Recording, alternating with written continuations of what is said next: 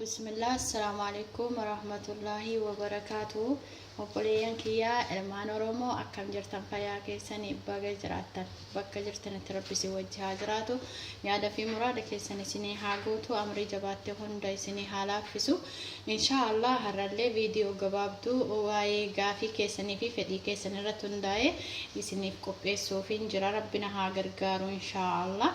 Innis maalinni doonaat isa jedhamu sanii yookaan doonaatii jedhama. Mu'ajjinaata yookaan immoo wanta lixii irraa dalagamu akka daabbootti isa sani jechuudha. Akkamitti dalagamaa mee doonaatii nu ibsii barachuu barbaanna warroon jettan hunda keessanuu jazaakallahu khairan. Egaa ka har'a Rabbiin nu laaffisee akka qopheessinuuf nu qopheessee jira. Inshallah magaadiira isaa yookaan immoo wantoota isaa barbaachisu hunda wajjin isin agarsiisuu barbaadeeti. Doonaatii qopheessuun duratti wantoonni qophaa'uu qaban akkuma asitti argitan suuraa kanarratti kuni hanqaaqoodha. Kun hanqaaqoodha. Kuni sukkaara xiqqoodha. Fal'aana nyaataa tokko sukkaara.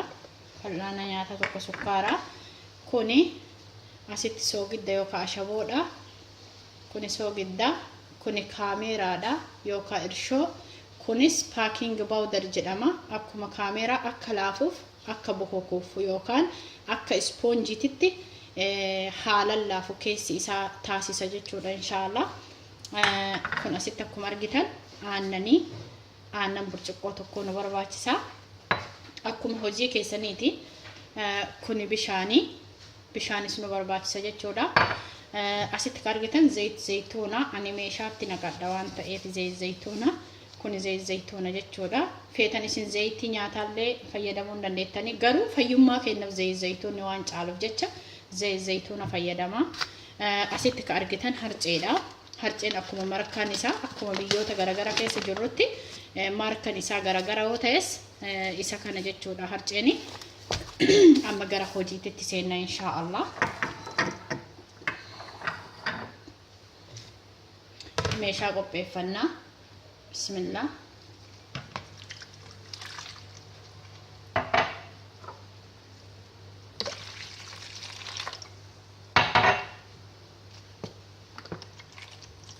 Taqriban yookaan immoo tilmaaman zayitii fal'aana lama ta'utti gochuu qabdanii fal'aana nyaataa lama ka ta'utti gochuu qabdan zayituuna jechuudha.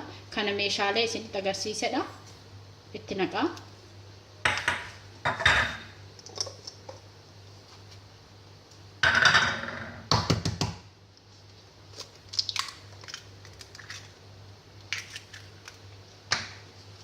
Haala kanaani achi booda kana hin bulbulaa. Egaa bulbulee booda harceetti godha jechuudha.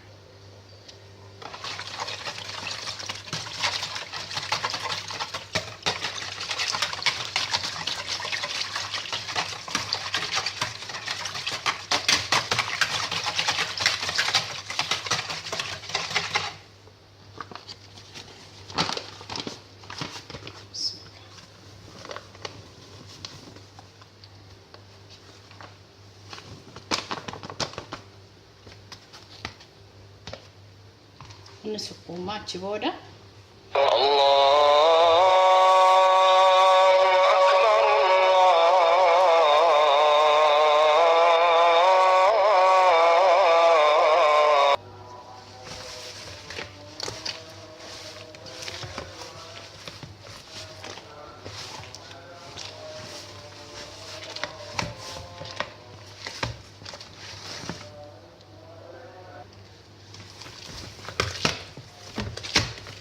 egaa haala kanaan sukkuumeen boodatti akkuma isin agartan baay'ee bareedaadha lallaafaa jiidhas miti yookaan immoo baay'ee liqiis miti.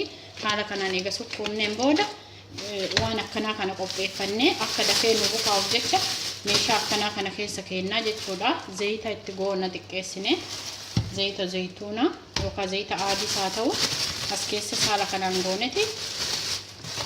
Kana booda lixii as keessa kaayannaa jechuudha. Bismillah. Haala kanaan lixii as keessa keennaa dafee bukaa. Haala kanaan yoo keettan daddafee bukaa jechuudha. Inshaallah wayitee inni bukaa walitti deebinaa jechuudha. Haala kanaan bukeessinee jirra bi'iznillah. walitti dachaanii jirra obboleeyyan kiyya. Lixiin keenya bukaayetiin jira akkuma argitan as keessa keenne bukaayetiin jira jechuudha. Hiinee isin agarsiisa hiikee inshaallah.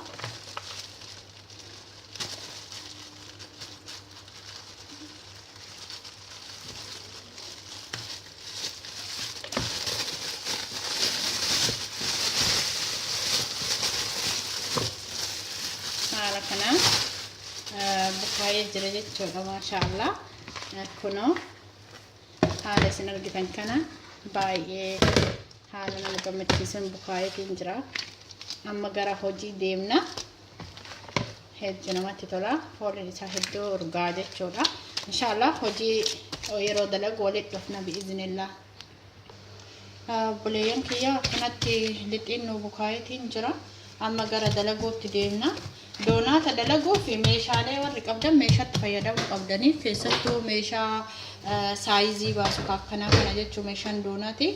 Meeshaa saayizii baasu warri kana hin qabne qadaada makarajii yookaan immoo qadaada waan tokko tokkotti fayyadamtanii sharba waan ta'e waan afaan isaa waamuruu danda'u diizaayina doonat san baasuu hin dandeettan jechuudha. Kana amma akkasitti qopheessine lixii haala kanaan hin bal'ifna. Akkanatti eeguu bal'ifneen boodatti meeshaa saayiza baasuun fayyadamna jechuudha. Fakkeenyaaf ani kana fayyadama saayiza ka baasu bismillah haala kanaan bismillah.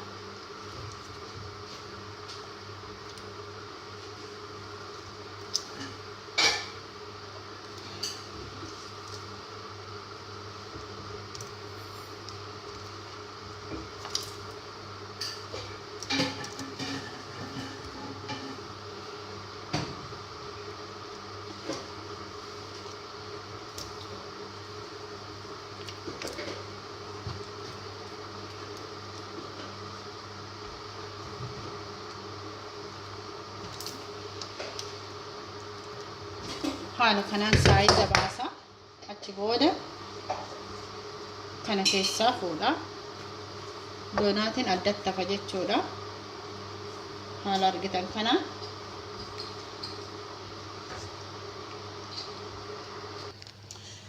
akkanatti qopheessitiin jira obboleeyyan kiyya.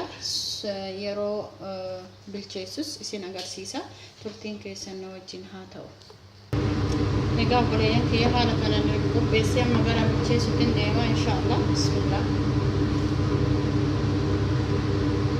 Zayitumaan qophaa'a jechuun illee zayitiin qophaa'a.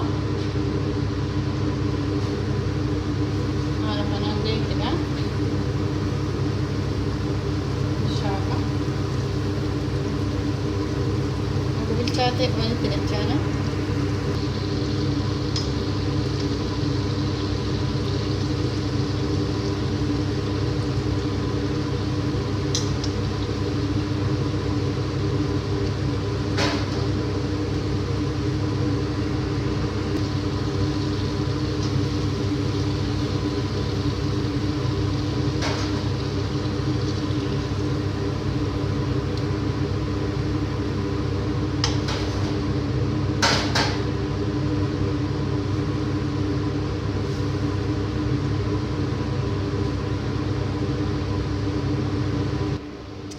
Obboleeyyan kiyya doonaat jechuun isa kana akkuma argaa jirtan chokolaataan irratti ka godhamee fi ka chokolaataa hin qabnes hin jira. Fedha keessanii kana fakkaata maashaallah.